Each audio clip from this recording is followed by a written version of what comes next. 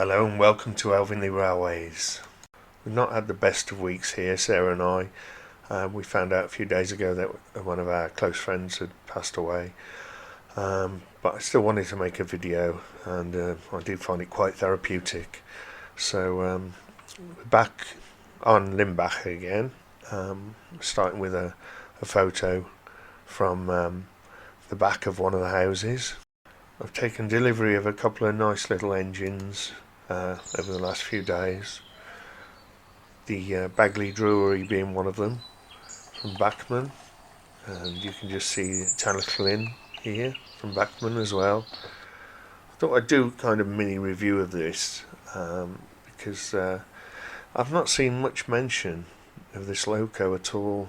They brought it out in 3 liveries, and it's Bachmann USA that's actually produced it, because they did the Thomas range, and this is basically a sort of de-Thomased Tal-y-llyn, because it was Scarlowy in the Thomas range.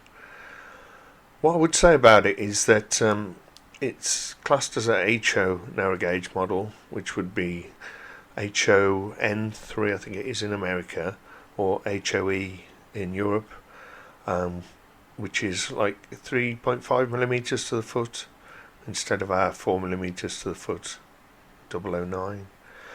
But looking at measurements of the loco on Wikipedia, it does seem to scale up to 4 millimeters. So I think it's OO9 personally. There's a quick picture of the underside. All wheels pick up, which is a nice feature, even the pony wheel. The detail on the loco is stripped back. It's not like a super detailed loco because of its origins as a Thomas loco, I expect. But it does have a lot of plus points. It's quite heavy. Not that it can pull a lot, but it'll pull a few coaches or a few wagons. It's a very, very smooth runner, and it's really nicely detailed. Good quality paint job on it and everything. There's a few things that would let it down, but I mean, price wise it's not too bad. I bought it from Tootly Thomas for £110, which is much less than the recommended price from Bachmann Europe, and from Bachmann America, to be honest. And there's no cab details, but a couple of crew members covers that up completely. A few other things that people have mentioned are the crosshead and piston rod, which are just made from plastic.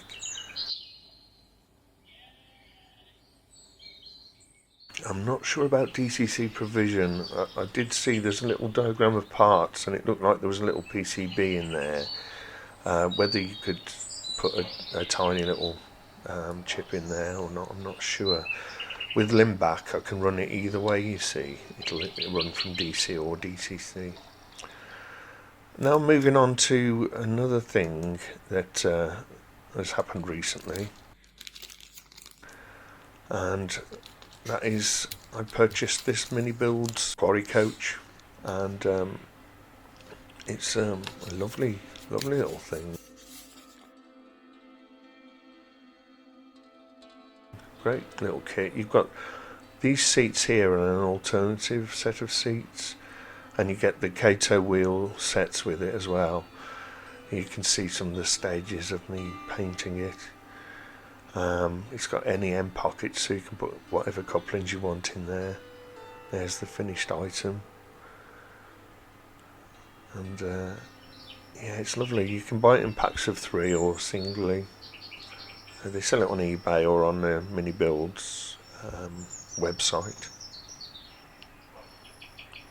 And here you get a little glimpse of my other little project, which is a Lister. I'll talk about that in a minute. And there's the coach with a little bit of a few workers on there and a number that I've roughly painted on there. So this was round at Wayland's. He's got himself a 3D printer, and I asked him if he'd be kind enough to print me off a Lister. This was designed by Madram, and it can be found on Thingiverse. So we printed it out, or rather Wayland printed it out on his 3D printer. It was the first time I'd ever watched the 3D printer do something complicated like this, and it's quite beautiful to watch, actually. Obviously the engine came and inside solid, I should imagine. Well, that's fine. After a little bit of cleaning up afterwards, I painted it. Before painting it, I added a few little details using guitar string and various things. There it is, separated from its base, and there it is after being painted up with a figure added. The wagon is what's providing the motive power. That's got a Kato chassis in it. The body can be purchased on eBay. After this picture was taken, I did a little bit more work on it and did a few improvements, which you'll see it running around in a sec. For the little knob on the top of the gear stick, I used one ball from the liquid gravity bottle that I've got here. And that was a bit fiddly, but managed to get it to stick. That's the finished item there. It's very free rolling. I just used Kato wheel sets in it. The wheel sets that come with the pocket line sets, those sets are very good value from Kato Japan, and you also get the chassis that you need for loads of the 3D print kits for OO9 as well.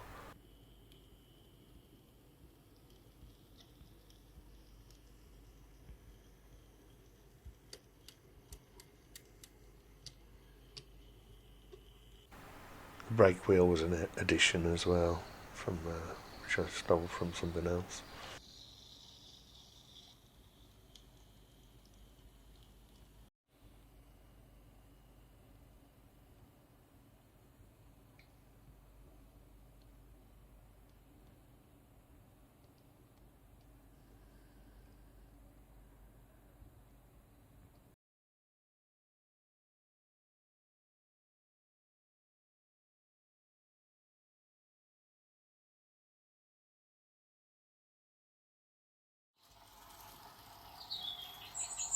Is Brito Mart, Quarry. The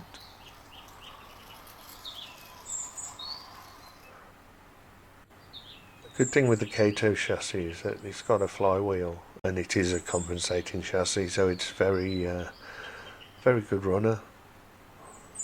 It can go quite slow, and it's pretty consistent.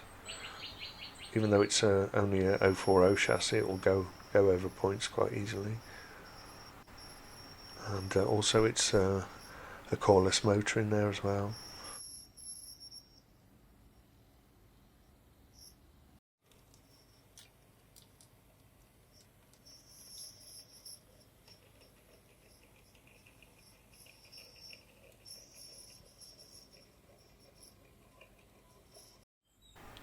There's Brito Mart again. Obviously the detail on engines like this is far greater than an engine like Tal-y-llyn, but I do think it's a worthwhile addition to the OO9 fleet of locos which is available now. It's certainly nicer than a lot of kit built ones, and it runs so well. I'm very pleased with mine. Did have a little bit of trouble over one set of points, but I think that might be the points rather than the loco.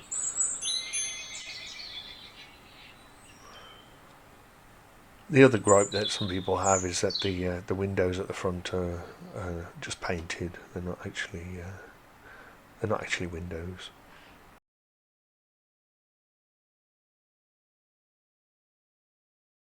I'm showing Lynnbach at the Manchester Model Railway show next month. So if you live anywhere local, or if you want to travel, come and see me and Sarah at the show. Thank you for watching, and bye for now.